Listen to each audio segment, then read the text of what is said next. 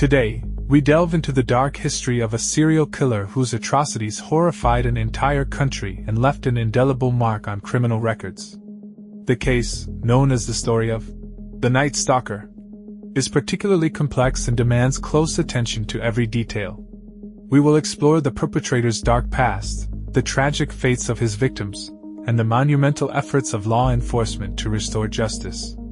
Prepare for a journey deep into the human psyche, where we will attempt to unravel a tangle of mysteries and shed light on the shadows hidden within our society.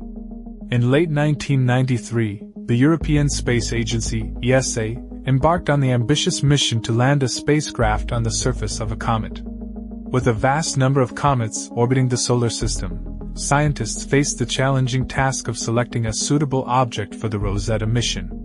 An ideal candidate would be a comet orbiting within the ecliptic plane, which would simplify reaching the target. Additionally, the spacecraft's arrival time needed to coincide with the availability of the launch vehicle.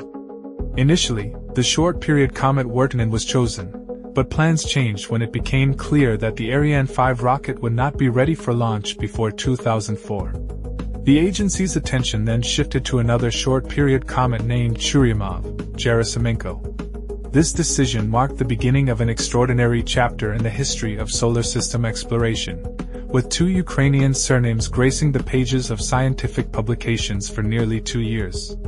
The story of the comet's discovery began in 1955 when a young Klim Churyumov enrolled in the physics faculty of Kyiv State University.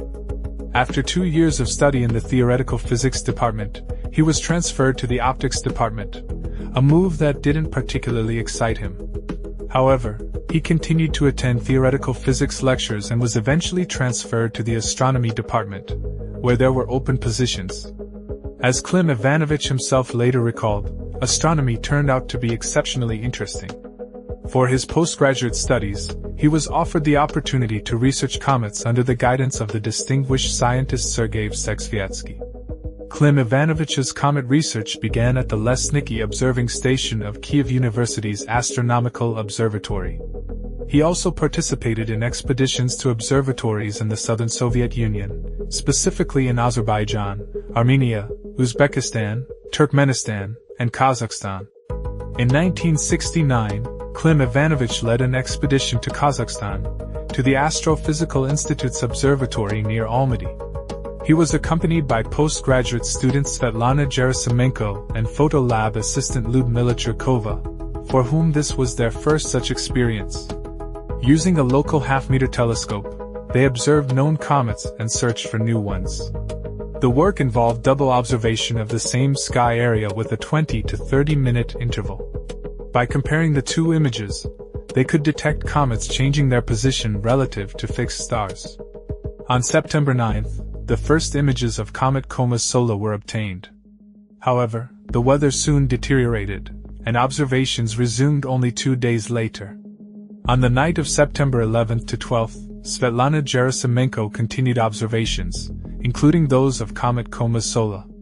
After completing the observations, Svetlana and Lyudmila began developing the photographic plates, but one of them turned out to be partially overexposed.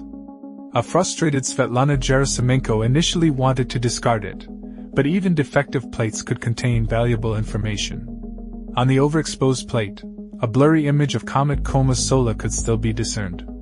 Upon returning to Kyiv in October, Klim and Svetlana began a thorough analysis of their observations. It was then that the overexposed plates turn came. The researchers measured the positions of all photographed comets, and discovered that the diffuse spot, which should have been Comet Sola, was not in the correct spot in the sky. It was shifted by nearly 2 degrees from its expected position. How was this possible? Comets don't teleport. Therefore, it had to be some other object. Klim and Svetlana carefully examined all the plates and found Comet Sola in the correct place. On 4 plates, they again saw the new object. After sending a telegram to the International Astronomical Union, IU, they received confirmation that the object was indeed new and that this was its first observation. Thus, a new comet was discovered, which was subsequently named after its discoverers and became a prominent comet. Comet Churyumov, Gerasimenko is a typical representative of the numerous family of short-period comets, whose orbits are characterized by a small inclination and an orbital period around the Sun not exceeding 20 years. Due to the defining gravitational influence of Jupiter on the trajectories of these celestial bodies, they are often referred to as Jupiter family comets. It is generally accepted that these icy wanderers originate from the Kuiper Belt, a vast region populated by numerous objects orbiting the Sun beyond Neptune's orbit. Under the influence of gravitational perturbations and collisions, some of these bodies deviate from their original orbits and venture deeper into the solar system, approaching rocky planets and the Sun itself. However, at the boundary between the inner and outer solar system, Jupiter acts as a kind of gravitational regulator, determining the future fate and direction of these uninvited guests from distant reaches. As a result of gravitational interaction with the giant planet, comet orbits gradually change, ultimately leading to their ejection from the solar system, or their fall into the Sun or one of the planets. Comet Churyumov-Gerasimenko is currently in the process of shifting its orbit, gradually approaching the Sun. Analysis of its orbital evolution shows that until 1840, its closest approach to our star was 4 astronomical units, AU, which is 4 times the distance between Earth and the Sun. This distance was too great for stellar radiation to significantly heat the comet and form a characteristic tail, so it remained dormant and inaccessible to observations.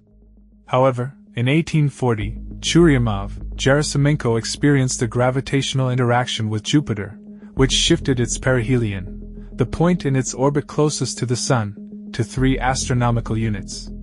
Over the next century, the comet continued to approach the Sun, reaching a distance of $2.77. And in 1959, during another close encounter with Jupiter, its perihelion dropped to $1.29, indicating the comet's steady approach to the Sun. Nevertheless, there is no cause for concern, as Churyumov-Gerasimenko is not classified as a potentially hazardous object. Computer modeling does not predict a future collision with it. Moreover, there are no close approaches between Earth and the comet. The minimum distance it approaches Earth's orbit is 26 cents, ensuring a significant distance between our planets. Today, Churyumov-Gerasimenko completes a full orbit around the Sun in 6.45 Earth years. Thus, astronomers have observed it 9 times during its closest approaches to the Sun, with the next such event expected in April 2028. This comet is considered a medium-sized celestial body, yet it surpasses 99% of known asteroids in size, with an average diameter of about 4 kilometers. Therefore, it is certainly good that a close encounter with it is not threatening us. The true dimensions and shape of Churyumov-Gerasimenko became known only through data obtained by the Rosetta spacecraft. Before this mission, scientists only had a 3-dimensional model of the comet, created based on Hubble Space Telescope observations, which did not entirely accurately convey its real appearance. The idea of sending a mission to a comet emerged after the triumphant success of numerous space probes that investigated Halley's Comet in 1986. The European Space Agency, ESA, played a significant role in this historic event with its Giotto probe. The scientific data it collected convincingly demonstrated the need for further close-up studies of comets. Scientists' fervent dream was to obtain samples of cometary material and study them in Earth laboratories. It was with this goal that NASA and ESA began working together on the Rosetta mission. However, after evaluating the project's budget, NASA decided to withdraw. ESA continued to work on the mission independently, abandoning the idea of returning samples to Earth. Instead, a plan was developed to create a spacecraft that would orbit the comet, as well as a separate lander module to study its surface.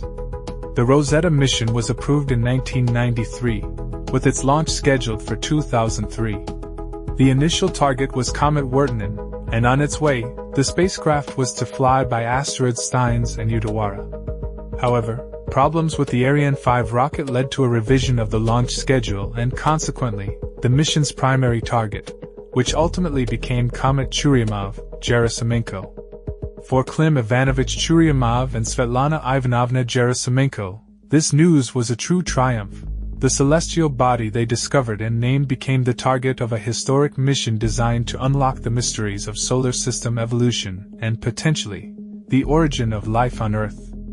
Klim Ivanovich was invited to the New Rosetta Targets conference held on the island of Capri, where he presented a report on his comet and met with mission leaders, numerous scientists, and engineers who developed scientific instruments for the orbiter and lander.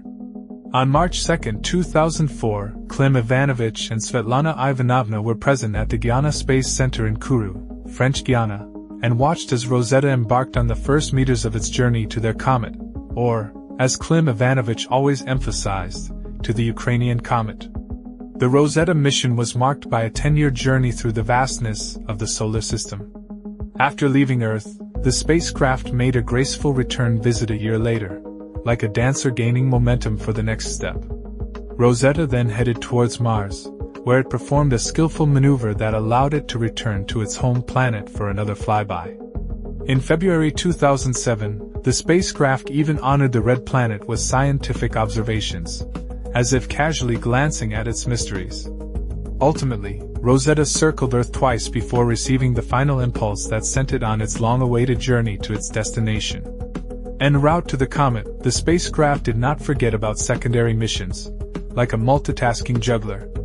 In 2008, Rosetta visited asteroid Steins, observing it from a respectful distance of 803 kilometers, and in July 2010, it revealed the appearance of asteroid Letitia from a distance of just over 3,000 kilometers. Finally, in March 2014, Rosetta took its first image of Churyumov-Gerasimenko, which appeared as a tiny glowing dot next to the famous globular cluster Messier 107. On July 14, 2014, humanity saw for the first time that the nucleus of Churyumov-Gerasimenko consisted of two large parts, like two stuck-together lumps of clay. And on August 6, the spacecraft triumphantly met the comet, flying over its surface at an altitude of just 100 kilometers. Subsequently, Rosetta performed a series of orbital maneuvers and entered an orbit around the icy object at a distance of about 30 kilometers above the surface. Undoubtedly, the main feature of the comet's nucleus that immediately caught the eye was its whimsical shape, resembling a rubber duck or, as Klim Ivanovich wittily noted, traditional Ukrainian straw slippers. The origin of this unusual structure became a key question as soon as the first images of the comet reached Earth. Scientists put forward two hypotheses: either two separate bodies merged, or it was one large object that lost a significant portion of its material in its central part due to localized erosion. However, scientists quickly found the answer to this question. It turned out that what we were seeing were two complete comets that had once merged and now traveled together as a single entity. To confirm this theory, a group of scientists from the University of Padua in Italy processed a series of high-resolution surface images obtained over nearly a year of the spacecraft's operation. Carefully studying the surface, they discovered over 100 flat areas resembling terraces. It was found that these flat structures became more inclined as they approached the comet's so-called neck. By performing 3D modeling, scientists determined the direction in which all these terraces were tilted and visualized how they extended into the comet. It soon became clear that all these elements were tilted in such a way that they were oriented around each of the two parts of the comet. The second step was to study the relationship between the orientation of the terraces and the comet's own gravity. In other words, the layers of cometary material should have been oriented at a right angle to its gravitational force. Therefore, the team used models to calculate the strength and direction of gravity at the location of each layer. In one case, the model represented the comet as a single entity, and in the other, as a combination of two bodies, each with its own center of mass. The modeling results showed that the orientation of the layers could only have formed this way if both parts of the comet were previously separate bodies. It is likely that the collision between them occurred very slowly, which allowed all these ordered layers of both comets to be preserved. Although erosion is not the primary cause of Churyumov-Gerasimenko's whimsical shape, it certainly plays an important role in its evolution. Particularly interesting processes occur when the comet approaches perihelion, its point of closest approach to the Sun. At this time, intense processes related to the sublimation of water ice begin. In 2015, 2 months before the comet reached perihelion, astronomers observed striking changes in a region called Imhotep, located on the larger lobe of the comet. This area contains many relatively smooth sections covered with fine-grained material, as well as enormous boulders, the largest of which, named Cheops, measures 45 meters across. From the time Rosetta arrived, scientists closely monitored this surface area for nearly a year and noticed no changes. However, one morning in June 2015, they recorded the appearance of a new, almost circular structure. Subsequent images taken in June showed this structure increasing in size, and another one joining it. By July 2nd, they had reached diameters of approximately 220 and 140 meters respectively, and a new structure began to emerge. By the last image on July 11th, these three objects had merged into one large area, and two more new structures had appeared. The rate at which the surface changes occurred reached several tens of centimeters per hour, which is a very rapid process. This is perhaps not surprising, as the Imhotep region is located near the comet's equator and receives a large amount of solar radiation. Alongside this, the Rosetta mission recorded a number of other notable changes on the comet's surface, particularly on a cliff named Aswan. Initially, Rosetta's camera captured an impressive fissure here, which, however, completely disappeared during the period of closest approach to the Sun, perihelion, in July 2015. This event was caused by a large-scale rockfall, which exposed a bright and untouched edge. Unblemished water ice, hidden deep within the cliff at a depth of tens of meters, was discovered at the site of the collapse. This area exhibited increased reflectivity, exceeding the comet's average by 6 times. Nevertheless, the ice sublimated, and by August 2016, the cliff's brightness had returned to its previous levels. Additionally, scientists observed an accumulation of debris at the base of the cliff and an increase in the number of large boulders.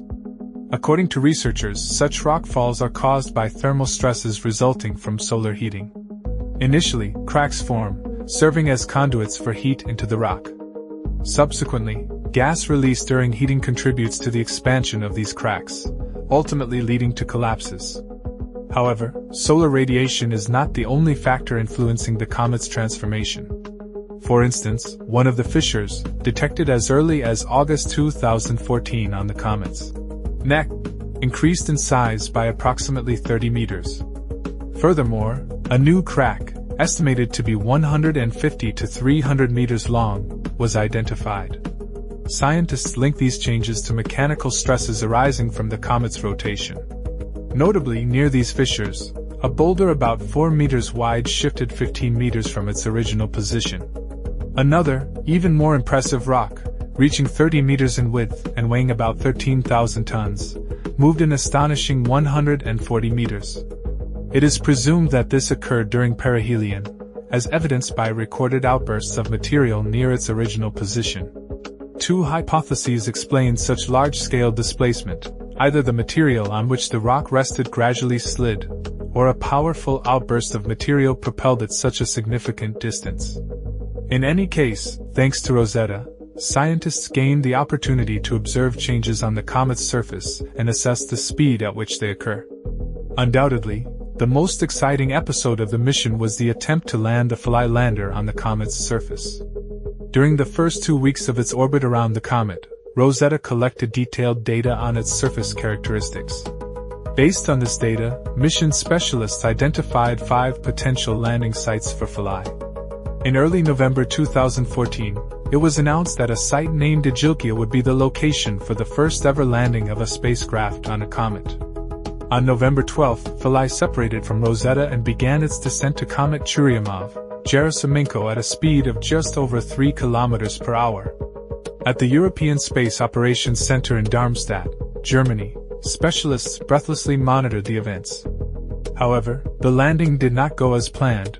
The harpoons designed to anchor the spacecraft to the surface failed to deploy. Due to the low gravity, Philae could not secure itself on the first contact, bounced, and continued its flight over the surface. For 2 hours, it traveled about 1 kilometer before touching down again. This time the bounce was less significant, and after 7 minutes, Philae became the first spacecraft in history to successfully land on a comet's surface. Although the lander's exact location remained unknown, it was presumed to be in a shaded depression and possibly not upright. Nevertheless, Philae functioned stably and transmitted data from the surface, with all 10 of its scientific instruments working correctly. Unfortunately, due to limited battery charge, Philae could not operate for long. 3 days after landing, it stopped responding to commands. The lander briefly woke up in June 2015 but then ceased its operations permanently. Nevertheless, even during this short period, Philae made valuable contributions to science. In particular, during its descent and landing, it measured the magnetic field and discovered that the comet has none, nor any magnetized rocks that might have been preserved since the solar system's formation. This indicates that magnetic fields did not play a significant role in the accretion process of the material from which asteroids, comets, and planets formed. However, the most significant discoveries were made during contact with the surface. At the moment of the first touchdown, material samples entered the probe's instruments. Philae was able to determine their chemical composition and detected 16 carbon and nitrogen-rich organic compounds. 4 of these had not been previously found on comets. Additionally, the lander analyzed the composition of the comet's gas envelope, known as the coma. Here, as expected, high concentrations of water vapor, carbon monoxide, and carbon dioxide were found, along with a small amount of carbon-based organic compounds, including formaldehyde. The unique components discovered by the probe in the comet's dust and gas play an important role in forming the fundamental elements of life, such as amino acids, sugars, and nucleic acids. In particular, formaldehyde is a key participant in the synthesis of ribose, necessary for DNA creation. It is important to note that all these processes occur on the comet's surface, which astronomer Klim Churyumov rightly called a time capsule, emphasizing its pristine nature and connection to the early stages of solar system formation. Parallel to this, the Rosetta spacecraft, while in orbit around Comet Churyumov-Gerasimenko, conducted its own scientific investigations. One of the first and significant discoveries was the identification of substantial differences in the composition of water on the comet and on Earth. The deuterium-to-hydrogen ratio in the cometary water was found to be 3 times higher than that on Earth. This fact casts doubt on the theory that water on our planet has a cometary origin, especially from Kuiper belt comets. The Rosetta mission team also conducted an experiment to study the comet's internal structure using radar. Analysis of radio wave propagation between the Philae lander and the orbiting spacecraft revealed that Comet Churyumov-Gerasimenko has high porosity, reaching 75 to 85%. This means that the comet consists of numerous fragments held together by gravitational forces, with a large number of voids inside.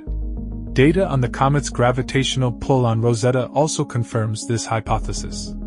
High porosity indicates that the comet formed as a result of the slow clumping together of many small cometesimals at speeds less than a meter per second. Such a soft process precluded the melting of material and the formation of a solid structure.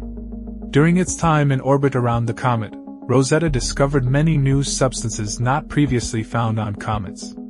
However, the most astonishing discovery was the detection of molecular oxygen in significant quantities. This contradicts current models of solar system formation, which suggest that molecular oxygen should have disappeared even before the comet formed, more than 4.5 billion years ago, as a result of reactions with hydrogen during the formation of the Sun and planets. This mystery still lacks a reliable explanation and remains one of the main questions raised by the Rosetta mission. For over 2 years, Rosetta accompanied the comet on its journey through the solar system. In September 2016, as the comet moved away from the Sun and approached Jupiter's orbit, the spacecraft began to receive less solar energy. Given that Rosetta had already spent over 12 years in space, the mission's scientific team decided not to take risks and to use the opportunity to collect as much data as possible. Sending the spacecraft into hibernation during the comet's aphelion passage carried the risk that its heater might not be able to ensure its reawakening. Therefore, it was decided to direct Rosetta to collide with the comet to obtain high-resolution images during its descent. Shortly before the collision, Rosetta located the Philae lander, which was found in a crevice in the shade, explaining the lack of solar energy for its operation. This was an important and emotional moment for the mission team, as the search for Philae had lasted almost 2 years. In late September, Rosetta concluded its mission by impacting the comet at a speed of just 3 km per hour in the Maat region, where pits from which dust and gas are ejected into space are located. 2 weeks after the mission's completion, on the night of October 14th to 15th, Klim Ivanovich Churyumov passed away.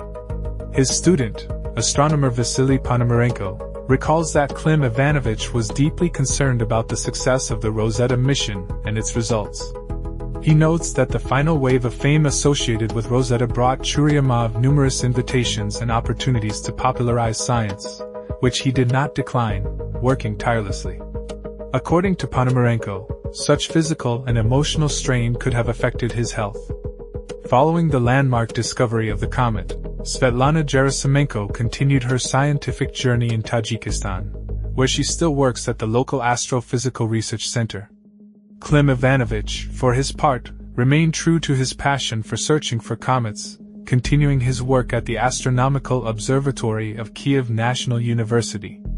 In 1986, in a fruitful collaboration with astronomer Valentin Solodovnikov, he made another outstanding discovery, a second comet, which was honored to bear their names, Churyumov-Solodovnikov.